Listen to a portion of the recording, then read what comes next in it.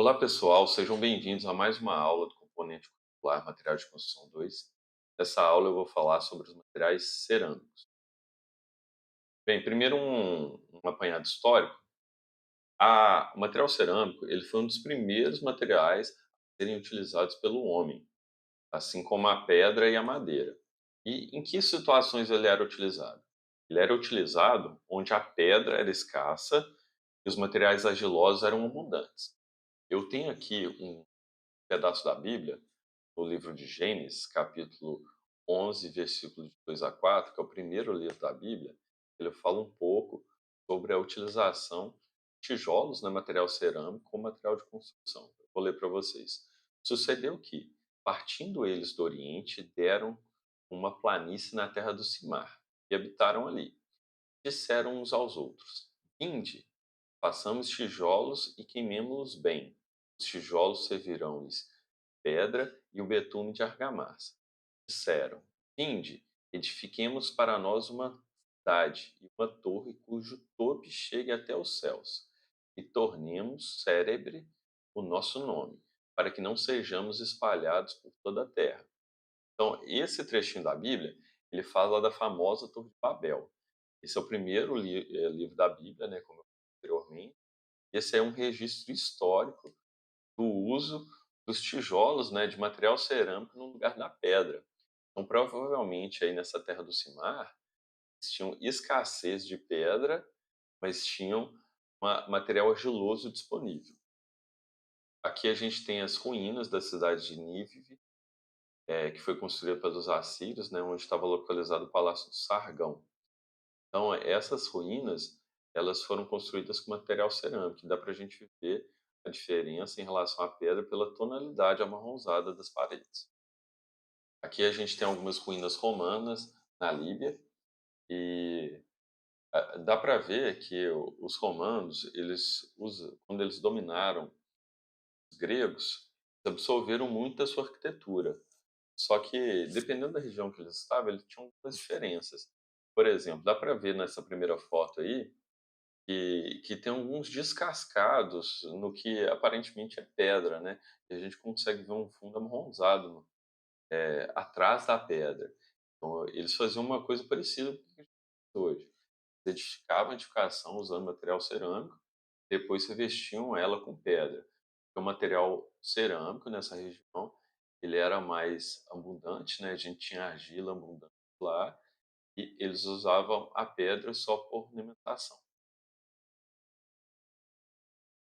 Com o surgimento dessa estrutura metálica, das estruturas de concreto armado, a cerâmica ela perdeu a função estrutural, então ela ganhou novos usos. Foi criado tijolos furados, né, que eles são utilizados somente para vedação. Também houve um emprego delas em estruturas de laje, essas lajes pré-moldadas, como dessa foto, a lajotas cerâmicas são encaixadas, né, e depois elas recebem uma cobertura de concreto, que agora recentemente está sendo substituída também por placas de isopor. As coberturas, nós utilizamos muitas telhas cerâmicas, né, de vários formatos, a romana, a paulista, a colonial, a francesa. A gente usa ela muito em piso, a gente tem piso cerâmico em várias partes da nossa. Muito comum a utilização desse revestimento de parede, que normalmente é chamado de azulejo, mas azulejo é só um dos tipos de parede. E, mais recentemente, houve uma revalorização da alvenaria estrutural.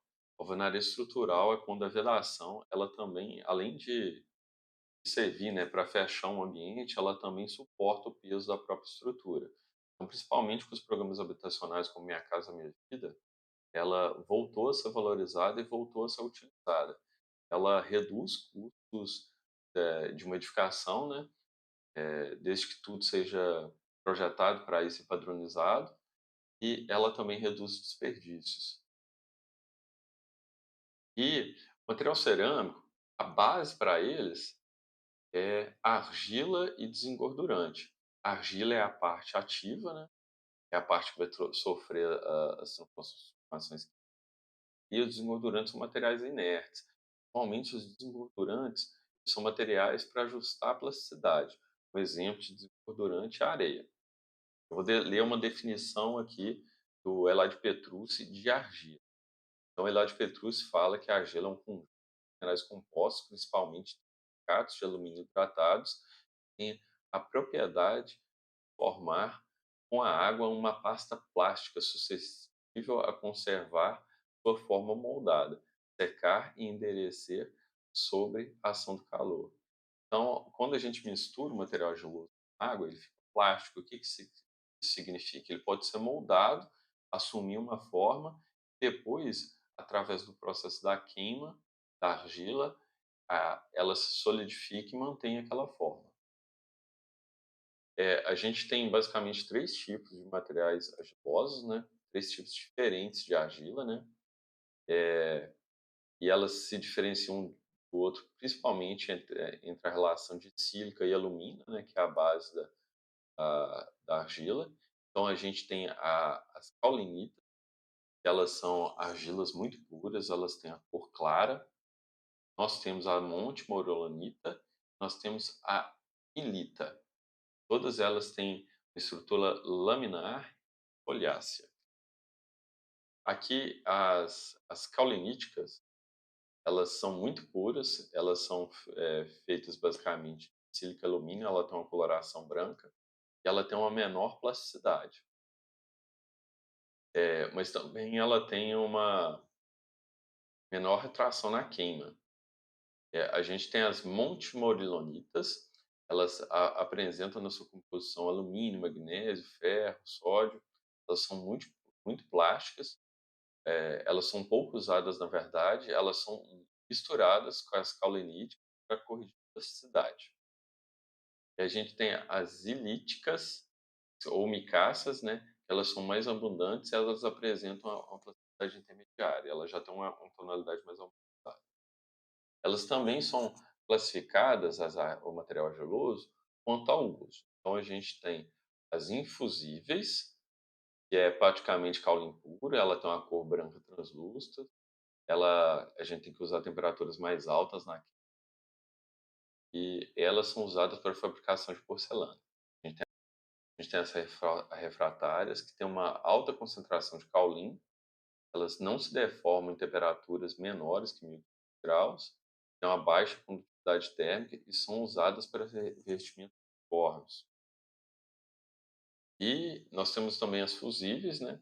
Elas se deformam em temperaturas menores que 1200 graus Celsius, que aí elas estão divididas entre as figulinas, que têm uma cor cinza azulado, são boas para a fabricação de tijolos e telhas, né? Então, grès é uma cerâmica de excelente qualidade, a gente tem cerâmica de piso também, que é grès. Ela tem uma alta concentração de milho, tem uma cor cinza esverdeado, e são utilizados para a fabricação de material sanitário ordinário, também para material de piso, como eu disse anteriormente. Nós temos as margas, que são usadas para a produção de cimento, né? Ela entra junto com o material calcário no alto forno, né, para virar o clinker, né? E a gente tem o barro, que tem uma cor amarelo avermelhada, que é usado para a fabricação de tijolos e telhas. As argilas também são classificadas entre gordas e magras. As argilas também são classificadas entre gordas e magras, né? As gordas, elas são ricas em material argiloso, com alta plasticidade, a, uma maior deformação durante o cozimento. Nós temos as magras, elas são pobres em material argiloso, têm menor plasticidade, menor retração na queima. Falando agora das propriedades das argilas, primeiro, a gente precisa definir o que é plasticidade. Então, plasticidade, eu acho que eu já até falei isso no slide anterior, ela é a capacidade de um corpo ser moldado, né, perante um esforço, e ele mantém aquela deformação após a gente cessar esse esforço. O estado plástico, ele está entre o estado sólido e o estado líquido. E para isso, a gente tem os limites de consistência. Então, o estado plástico, ele está entre o limite de plasticidade, que separa o semissólido plástico, e o limite de liquidez. Esses dois limites, eles podem ser definidos em laboratório para uma argila específica. Para definir o limite de liquidez, a gente usa o aparelho Casagrande. Vocês já viram em laboratório como a gente faz o procedimento, né? Mas, basicamente, separa, homogeneiza a porção de material argiloso que a gente quer definir qual que é o limite de liquidez dela, né? Usa um cinzel para fazer um rasgo e, no meio desse material argiloso, né, que vai ser depositado na concha, e a gente dá 25 batidas com a concha. Quando der essas 25 batidas com a concha, o material tem que se juntar em pelo menos 1 centímetro. Então esse é o procedimento. É claro que vocês sabem disso, a gente não consegue acertar essas 25.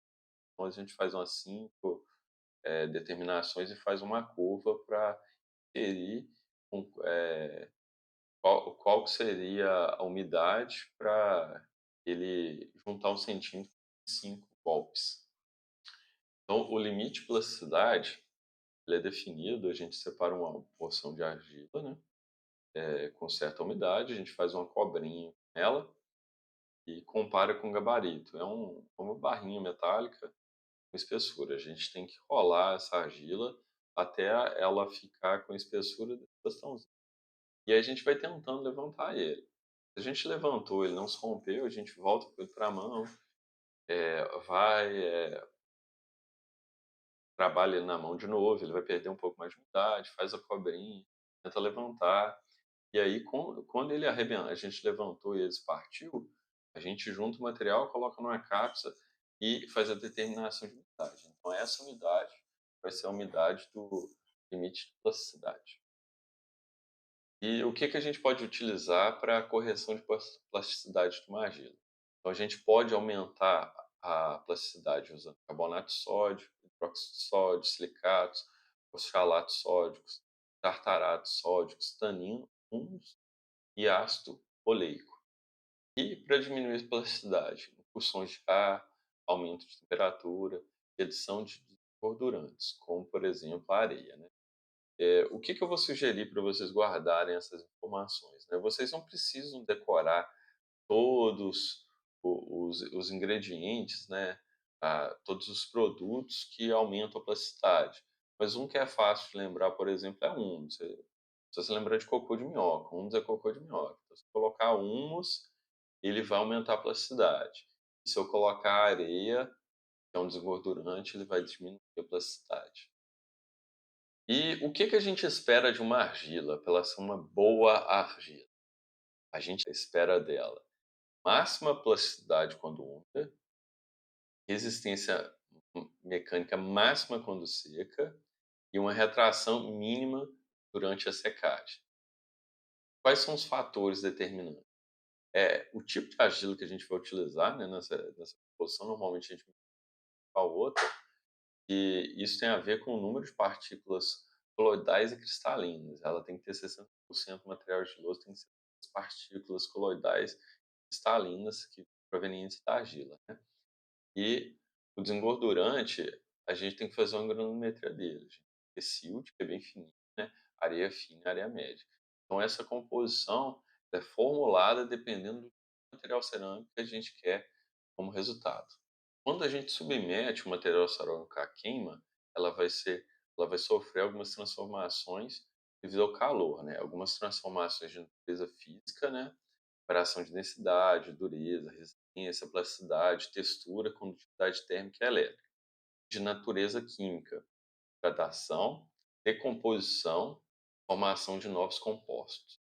Isso aí é a palavra chave para a gente pensar como que o material geloso é feito. Vocês já viram, por exemplo, quando chove, a terra, por exemplo, se a gente vai numa estrada de terra, ela ganha volume, ela ganha plasticidade. Aí quando essa chuva acaba, ela seca e ela volta a ficar dura de novo. Só se cair água nela de novo, ela volta a ser plástica.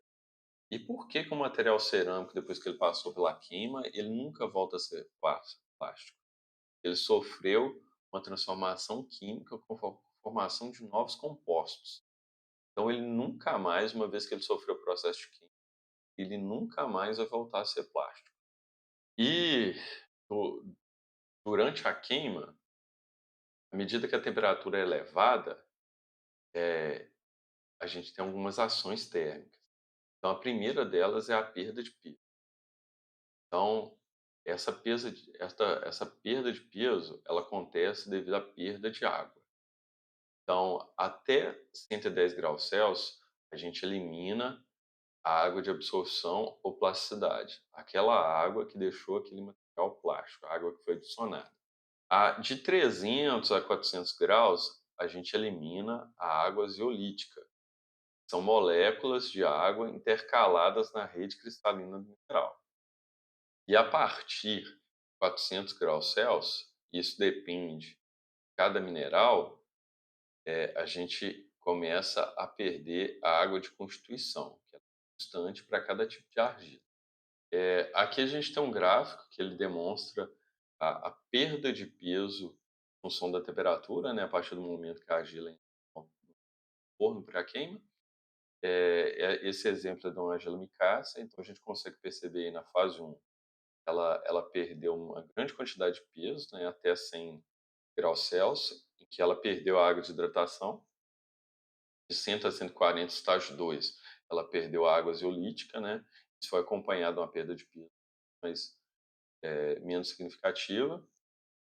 Na fase 3, que é de 400 a 700, ela perdeu a água de constituição, isso com a grande perda de peso. No 4, ela passa a um estado amorfo, né?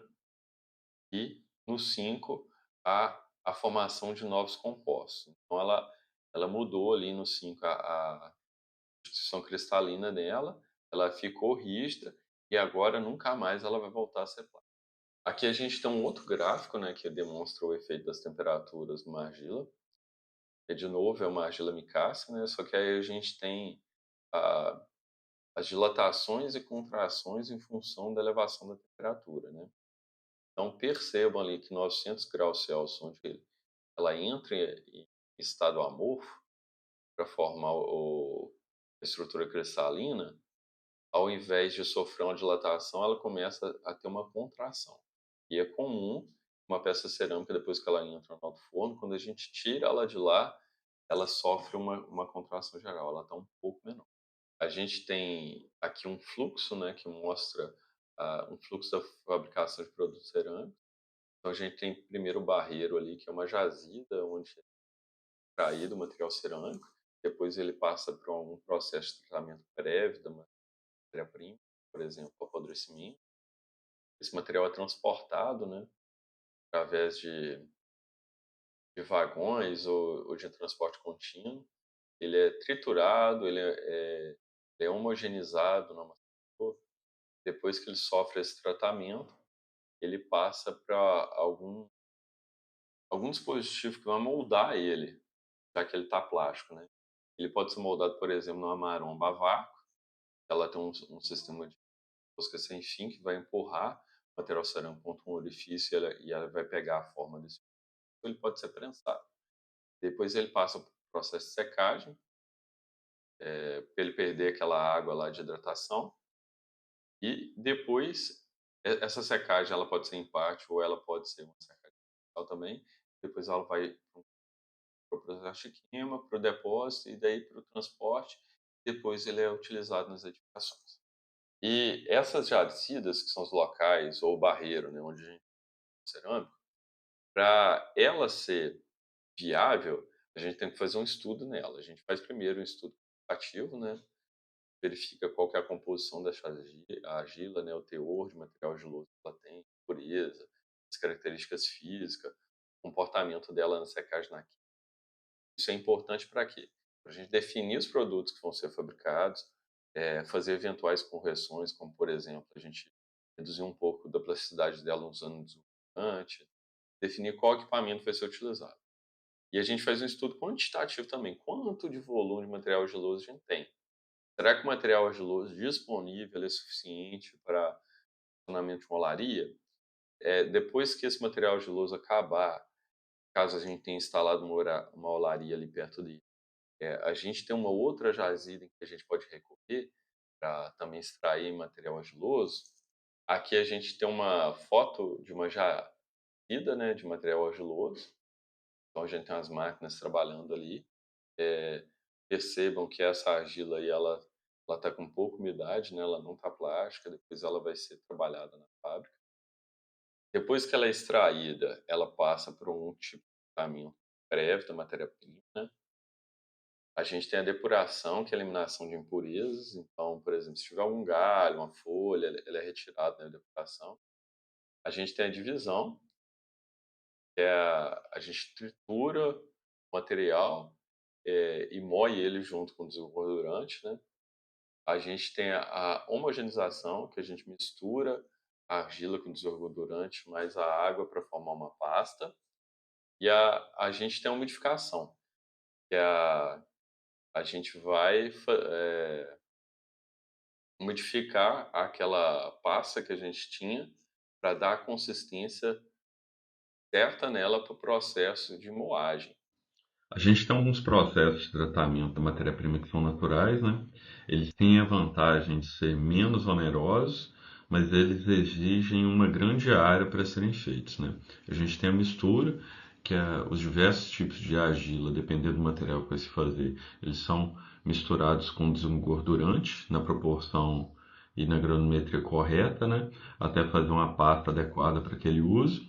Tem a meteorização. A meteorização ele é um processo em que a argila e o desengordurante eles são sobrepostos em camadas de 80 centímetros e são deixados expostos às intempéries. Com isso, a dissolução dos salos, a oxidação dos minerais e a degradação dos torrões. E temos também o apodrecimento. O apodrecimento, o material argiloso, ele é depositado em um lugar quente e escuro. Então, com isso, a matéria orgânica ela vai literalmente apodrecer. Essa matéria orgânica apodrecida ela vai melhorar algumas características do material argiloso, como por exemplo a plasticidade. Tem alguns processos de tratamento também que são mecânicos, como a trituração, né? O material é triturado, o material argiloso ele é triturado em moinhos de rolo de martelo. Tem a peneiração, que é feita mais especificamente com o desengordurante, né? Que é a areia em várias granulometrias. Então é feita essa separação granulométrica. Normalmente são usadas peneiras grandes, peneiras vibratórias ou então peneiras cilíndricas, giratórias ou peneiras de rolo, né? Elas são bem grandes, ela é um cilindro inclinado, cheio de furinhos, e ela vai girando o material granular entra na parte de cima e à medida que ele vai andando, os buraquinhos vão ficando cada vez menores. E aí vai sair lá na ponta só o material mais fino de todos. A gente tem o amassamento e mistura. São usados misturadores com pás helicoidais, parecido com uma batedeira bem grandona. E tem o laminador ou refino. O laminador, eles são dois rolos que giram em sentido contrário, o material passa entre eles. Então ele vai destruir, vai pulverizar todas as partículas grossas, né?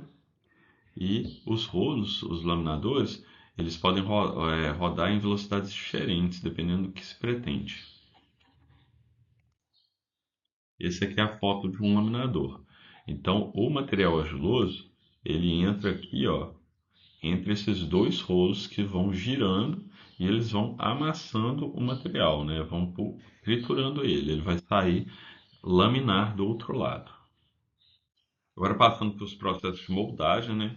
É essencial que, dependendo do processo de moldagem que vai se usar, a argila esteja com a umidade adequada para aquele processo, né? E aí, o primeiro processo que a gente tem aqui são as marombas a vácuo.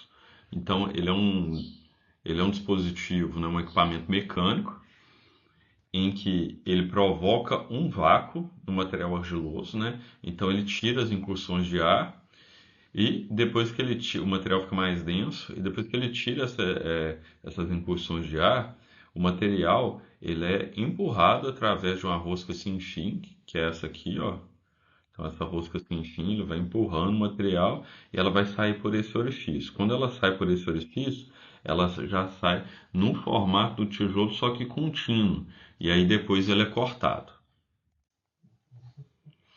Aqui é uma foto da maromba a vácuo, ó, uma maromba nova, né? Mas ela vai empurrando o material e ele vai sair por esse orifício aqui. E aí aqui, ó, através desses parafusos, ele é acoplado um bocal, né, com o formato do material que você deseja fazer. E aqui é a saída da maromba, ó. Então aqui, ó, saiu, ó, um bloco cerâmico contínuo. E depois esse bloco ele é cortado através de um fio aqui para formar as lajotas que depois vão para a estufa e depois para o forno. E aqui é um outro tipo de moldagem. Essa moldagem aqui é uma prensa revólver. A prensa revólver ela é uma prensa rotativa, né? Então aqui a gente, aqui dentro a gente tem um cilindro e ele tem esses moldes. Aqui no caso é uma telha, né? A gente tem um molde das telhas, né? E o outro molde, a outra parte do molde fica aqui embaixo. Na hora que o cilindro gira, ele faz uma peça. Ele gira de novo, ele faz outra peça, né? Tem um cilindro em cima e embaixo. E aí depois a peça sai já através de uma esteira mecânica já pronta. Aqui a gente tem uma prensa manual ou maromba manual, né? E como é, ela é movida à força humana, ela precisa estar bem mais mole, por exemplo, que uma prensa revólver. Então a prensa revólver a gente precisa de 5% de umidade. Aqui a gente precisa de 25% para a gente conseguir fazer isso usando a força do próprio corpo, né? Sem nenhum artifício mecânico. Então ela nesses casos aqui, é colocado o molde aqui, a gente coloca o material de geloso por cima, ele desce e a gente puxa essa alavanca, né? E é um processo bem exaustivo fazer esses tijolos dessa forma. A gente consegue fazer tijolo assim se for em pequena escala. E aí, depois da moldagem, a gente passa para os processos de secagem.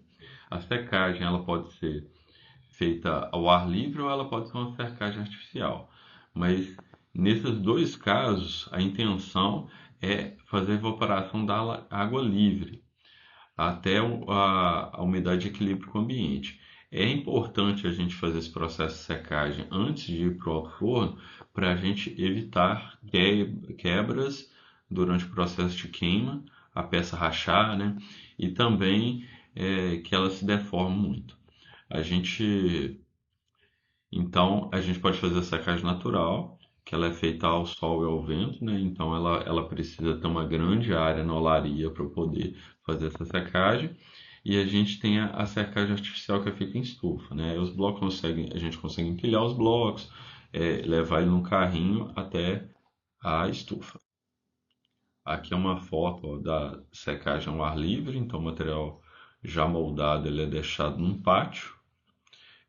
Vocês devem imaginar que essa secagem aqui, ela não é uma secagem homogênea, né? Um material empilhado também, mas as peças de cima com certeza elas vão secar mais que as peças de baixo, então não é tão eficiente quanto a secagem artificial, em que o material é colocado nesses carrinhos e ele entra dentro da estufa. Aí o processo de queima, para o processo de queima, dependendo do material que a gente vai fazer, a gente tem que fazer um estudo da evolução da temperatura ao longo do tempo. E tem alguns estágios em que o forno ele tem que ser deixado numa temperatura específica para acontecer algum tipo de transformação, seja física ou química, né? Então a gente faz uma análise termogravimétrica dependendo da peça que a gente vai fazer e faz um estudo também das variações dimensionais em função do calor, o resultado da peça que a gente vai ter, né? E uma análise térmico diferencial. O que que a gente deve evitar na queima? Deformação, fissura e a ruptura da peça. Então, para ter isso, a gente tem que controlar muito a temperatura nos seus diferentes estágios. Então, quais são os estágios da queima? O material geloso ele vai sofrer desidratação até 700 graus, com a evaporação da água livre e a queima da matéria carbonosa. Então, qualquer pedaço de folha, madeira, ela vai ser queimada nesse processo. Aí a gente tem a temperatura de oxidação, que é 900 graus Celsius, em que, por exemplo, um torrão ferruginoso ele vai se oxidar para uma forma mais estável e acima de 1200 graus Celsius a vitrificação. e é o fechamento dos poros do material, né? E aí depois disso a peça tem que ser esfriada e a gente vai ter uma peça pronta. E a gente tem dois tipos de fornos. A gente tem os fornos intermitentes e os fornos contínuos que eu vou falar nos slides à frente. Então isso aqui é um forno intermitente. O forno intermitente ele tem uma chaminé, né? Quanto mais alta for a chaminé, mais ela vai forçar o ar passar, o ar quente passar por entre os tijolos, né? Ela tem aqui uma fornalha, que é onde se coloca o fogo, e o sentido desse ar quente é fazer isso, ó. Ele vai vir, passar entre o material cerâmico que vai estar aqui nessa câmara e ele vai subir. Aqui, mas algum ar quente também ele vai voltar e ele pode ser usado aqui na estufa, ó. Então, e tem alguns registros aqui para controlar isso. Quando eu quero deixar a estufa ligada, quando eu quero que a chaminé force o ar sair. Então, ele é um forno mais simples que é usado em muitas isolarias.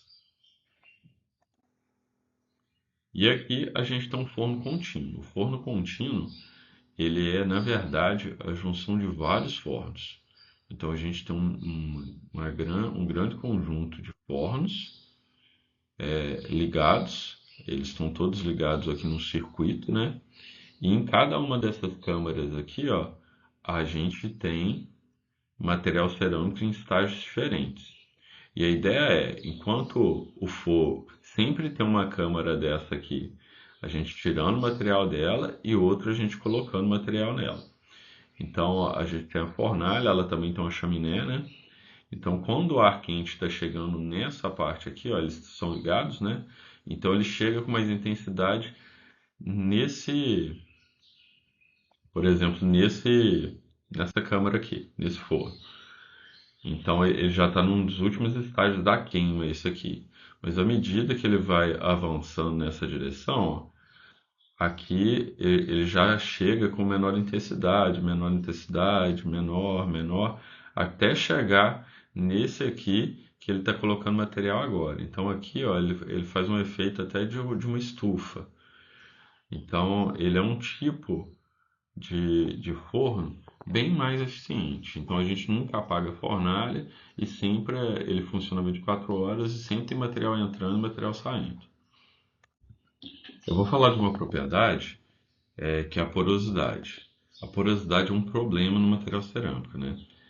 Então depois que a peça sai do forno, o ideal é que ela esteja o menos porosa possível, porque a porosidade ela aumenta a absorção de água, ela aumenta o volume aparente da peça também.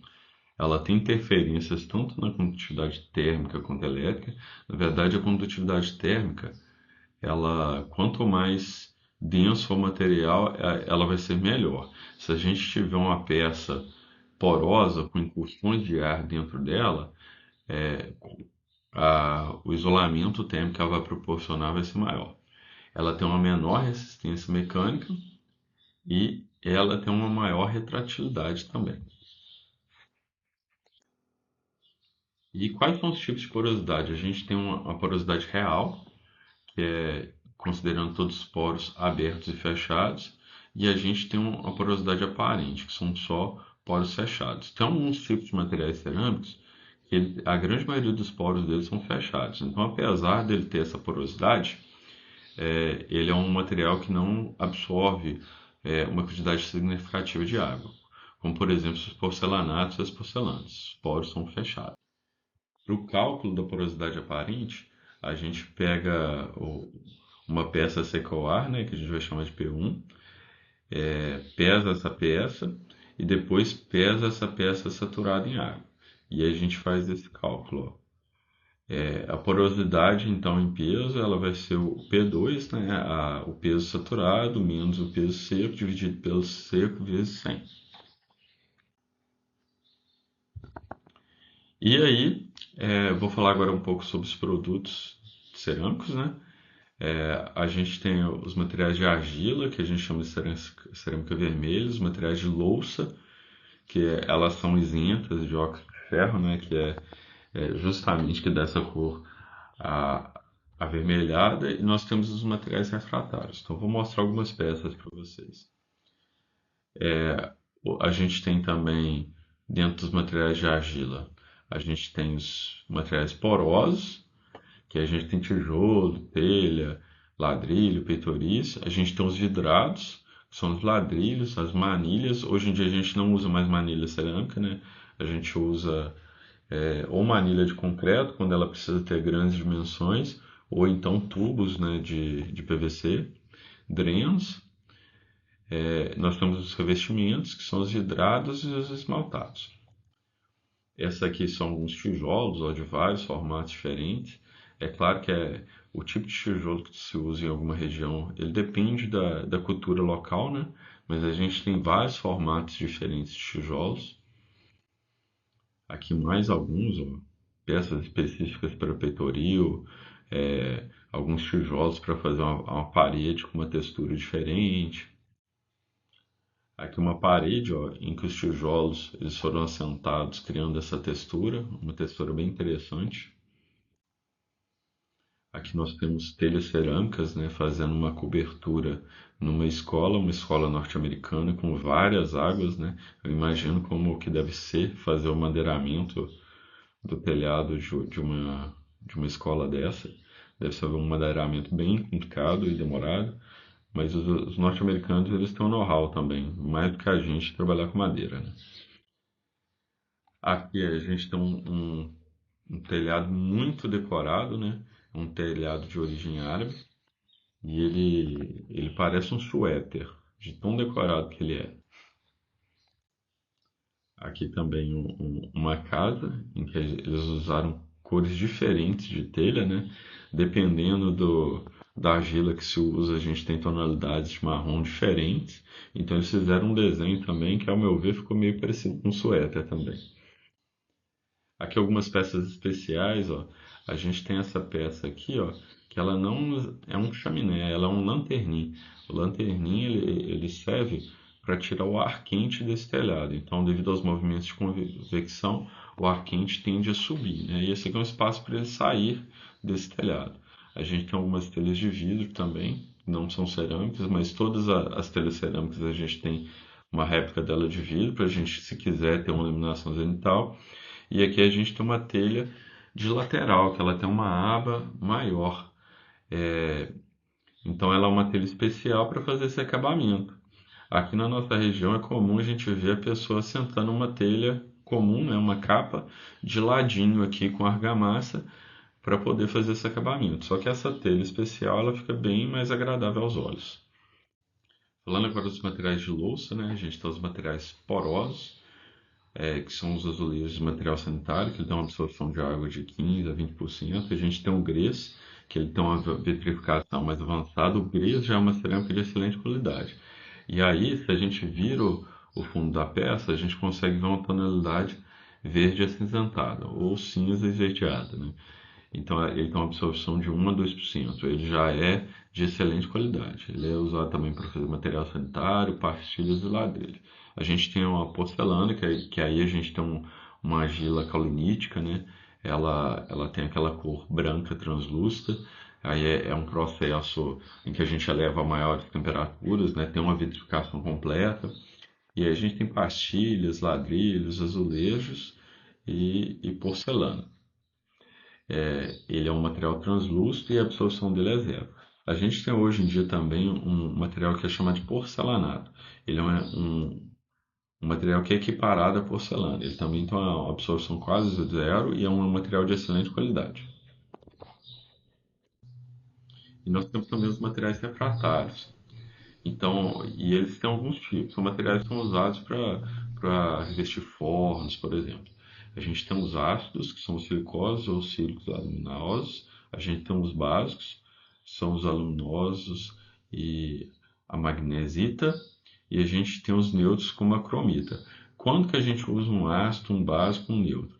Depende do tipo de material que a gente for